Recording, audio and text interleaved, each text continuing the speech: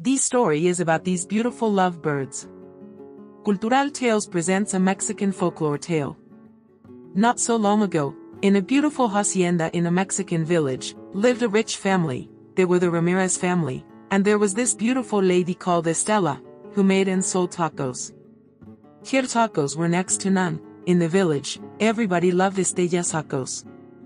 This is Carlos Daniel, the heir to the Ramirez Empire, but this is his own business and not the family business.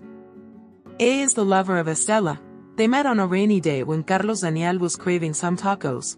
He went to buy from Estela from the market, and never stopped. They started dating. Estela was a very confident woman, and that was what attracted Carlos to her, yet she was very kind.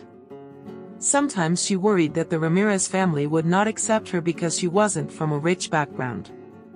Carlos Daniel's grandma got to find out and reprimanded him not to see her anymore. She even went ahead to threaten him of losing his inheritance. But Carlos reminded her abuela that he had his own business and that he was content and financially independent. Grandmother invited Estela to the hacienda. Grandmother and the rest of Carlos Daniel's family members were very rude to Estela, but Estela was so beautiful and graceful, and extremely confident, and told them that she wasn't with her grandson for money. She stood up for herself and they were all astonished. They thought she was going to be timid, but no, she was very opinionated and very educated. Carlos Daniel was very happy on how Estela dealt with his family. Confidence was what attracted him to her, regardless of her grandmothers and some family members. Carlos got married to Estela. On the day Estela came to visit, she won the hearts of some family members of Carlos Daniel, and so they were present at the wedding, regardless of her grandmother's objection to the relationship. They got married and some family members of Carlos were present.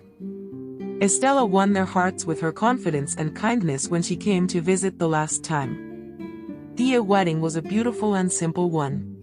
Then, llorando de la risa, just kidding. Let's continue the story, shall we? One day Estela went to the fabric store to buy fabrics for sewing. The lady of the store loved Estela very much for her kindness. She couldn't make it to Estela's wedding, and so she gifted Estela a special fabric as her wedding gift. Months passed and Carlos and Estela were expecting a baby. Carlos' business was growing big as well as his new family, but her grandmother was still being difficult about accepting Estela. Estela would spend time knitting for her baby. One day she took the fabric the lady at the fabric store gave her and she spined it into a beautiful robe. She delivered a beautiful baby girl called Juana.